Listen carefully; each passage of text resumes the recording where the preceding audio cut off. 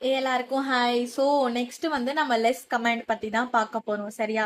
Less comment அப்படிங்கிறது ஒரு viewer, அதாவது நம்ம பார்க்கறது, எடிட்லாம் எதுவும் நம்ம பண்ண மாட்டோம்.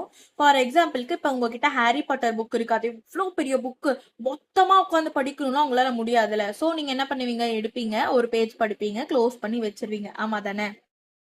ஸோ அதே தான் இந்த லெஸ் கமாண்ட் வச்சு நம்ம பண்ண போறோம் லினக்ஸ்ல. சரியா? இப்போ நம்ம கிட்ட நோட்ஸ்னு ஒரு ஃபைல் இருக்கு. அது வந்து ரொம்ப பெரிய ஃபைல்னு வச்சுக்கலாம். இப்போ நம்ம லெஸ் அப்படின்னு கொடுத்தோம்னா நம்ம அதை பேஜ் பை பேஜா நம்மளால வந்து வியூ பண்ணி பார்க்க முடியும். சரியா? நம்மளால எடிட்லாம் எதுவும் பண்ண முடியாது. ஸோ அதனால எந்த டேஞ்சருமே கிடையாது. சும்மா பார்க்கறதுக்கு மட்டும் இதை நம்ம வந்து யூஸ் பண்றோம். இப்போ இதுல வந்து பேசிக் கண்ட்ரோல் என்னன்னு பாத்தீங்கன்னா, ஸ்பேஸ் கொடுத்தீங்க அப்படின்னா வந்துட்டு ஒரு பேஜ் ஃபார்வர்ட் மூவ் ஆகும். இப்ப பி கொடுத்தோம் அப்படின்னா பேக்வேர்ட்ல ஒரு பேஜ் வந்து முன்னாடி போகும். சரியா? இப்ப அப் அண்ட் டவுன் ஆரோ கீழே கொடுத்தோம் அப்படின்னா வந்துட்டு இப்ப மேல ஒரு ஒரு லைனா மூவ் பண்றது, கீழே ஒரு ஒரு லைனா மூவ் பண்றது, அந்த மாதிரி.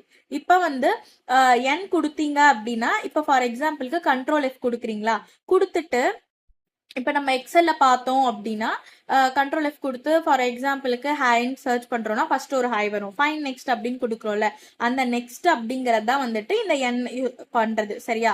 அடுத்து கியூ கொடுத்தா வந்து அது குவிட் ஆயிடும். இப்போ உங்களுக்கு இது புரிஞ்சிருக்கும்னு நினைக்கிறேன். சரியா? இப்போ எக்ஸாம்பிள் பார்க்கலாம். இப்போ வந்துட்டு இப்போ லெஸ் அப்படின்னு கொடுத்து நோட்ஸ்ன்னு கொடுத்துட்டேன். இப்போ அந்த நோட்ஸுக்குள்ள வந்துட்டு நான் என்ன சர்ச் பண்ணுன்னா எரர்னு சர்ச் பண்ணும். அப்ப நான் என்ன பண்ணுவேன் அப்படின்னா ஐஃபன் எரர் அப்படின்னு டைப் பண்ண அப்படின்னா இருக்கிற எரர்லாம் வந்துட்டு காட்டும். நம்ம என் ப்ரெஸ் பண்ணி அடுத்த எரர் போய் பார்த்துக்கலாம். இப்போ ரியல் லைஃப்ல எங்க இந்த லெஸ் நம்ம யூஸ் பண்ணுவோம் அப்படின்னு பார்த்தீங்கன்னா, இந்த லாக் ஃபைல்ஸ்லாம் பார்த்தீங்கன்னா செகண்ட் ரெக்கார்ட் ஆகிட்டு இருக்கும், அது பார்க்கலாம். இல்லை லாங் கோட் ஃபைல்ஸ் பார்க்கலாம், இல்லை கான்ஃபிகரேஷன் ஃபைல்ஸ் கூட பார்க்கலாம். இதை நீங்க வந்து மற்ற கமாண்ட் கூட வந்து லைக் சேர்த்தும் பார்க்கலாம். எப்படி அப்படின்னா இப்போ கேட் கமாண்ட் முன்னே நம்ம பார்த்துருக்கோம்ல, கேட் கொடுத்துட்டு big file dot text pipe, அதுக்கப்புறம் வந்து லெஸ் அப்படின்னு கொடுத்து பார்க்கலாம்.